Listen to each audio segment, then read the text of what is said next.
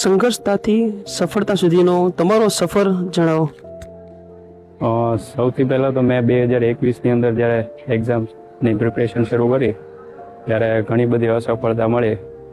જીપીએસસીના એક ઇન્ટરવ્યૂની અંદર 0.29 માર્ક માટે છે એ રહી ગયેલો અને પણ કન્સિસ્ટન્સીથી એમને તૈયારી શરૂ રાખી અને અત્યારે બીએમસીની અંદર જોબ કરું છું અને આ બીજો ઓર્ડર અત્યારે લેવા માટે આવ્યો છું. વિદ્યાર્થીઓને તમારે એક સંદેશ આપવો હોય, પ્રિપેરેશન સ્ટેજમાં જે વિદ્યાર્થી હોય તેને શું આપશો?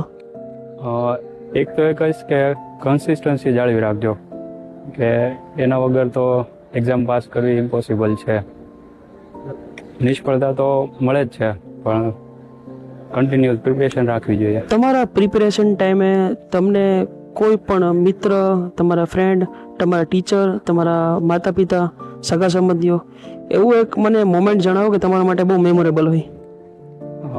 એવી ખાસ મોમેન્ટ તો જ્યારે હું બીએમસીની અંદર સિલેક્શન થયું ફર્સ્ટ ટાઈમ ઘણી બધી નિષ્ફળતાઓ પછી, એ મોમેન્ટ ખાસ હતી મારા માટે. તમારા માતા પિતાનો કેટલો સપોર્ટ રહ્યો છે તમારી આ મોટી સફળતા પાછળ? પૂરેપૂરો સપોર્ટ છે, એના વગર તો અહીંયા સુધી પહોંચવું શક્ય જ નથી. હાલ તમે કઈ કઈ એક્ઝામો ક્લિયર કરેલી છે? હાલ હું બીએમસીની અંદર ટેકનિકલ આસિસ્ટન્ટ તરીકે ફરજ બજાવું છું.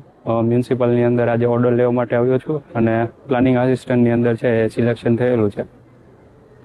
ખૂબ ખૂબ ધન્યવાદ તમારો. And congratulations for new post. Thank you so much.